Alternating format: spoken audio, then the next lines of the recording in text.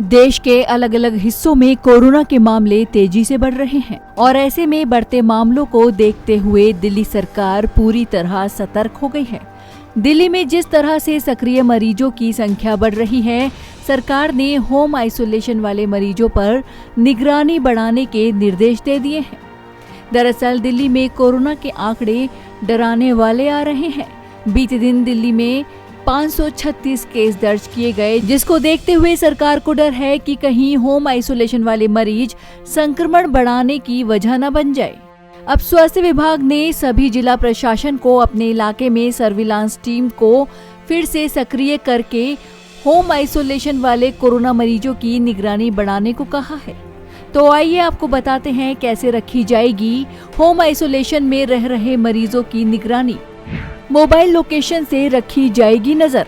Corona जब peak पर था, उस समय सरकार होम आइसोलेशन में रहने वाले मरीजों की मोबाइल लोकेशन पर नजर रखती थी, लेकिन बीते कुछ समय से जब कोरोना संक्रमण की दर में कमी आई तो इसमें थोड़ी ढील दे दी गई।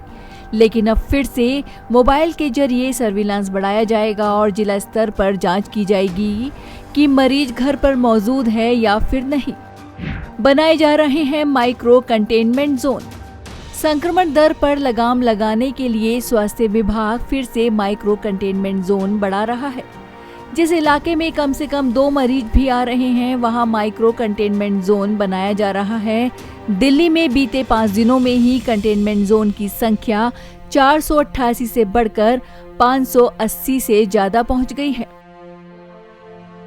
56% मरीज होम आइसोलेशन में रह रहे हैं।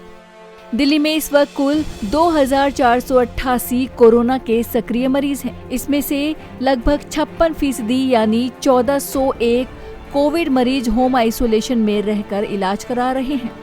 अगर वे नियमों का पालन नहीं करते हैं या फिर इधर उधर घूमते हैं तो उनकी वजह से संक्रमण आगे फैल सकता है।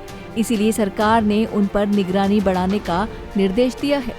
बता दें, दिल्ली में संक्रमण की दर 1% से कम है, लेकिन कुछ दिनों से सक्रिय मरीजों की संख्या लगातार बढ़ रही है और ऐसे में होम आइसोलेशन में रह रहे मरीजों की लापरवाही बरतने की शिकायतें आ रही हैं, जिसके चलते दिल्ली सरकार ने निगरानी बढ़ाने के निर्देश दिए हैं।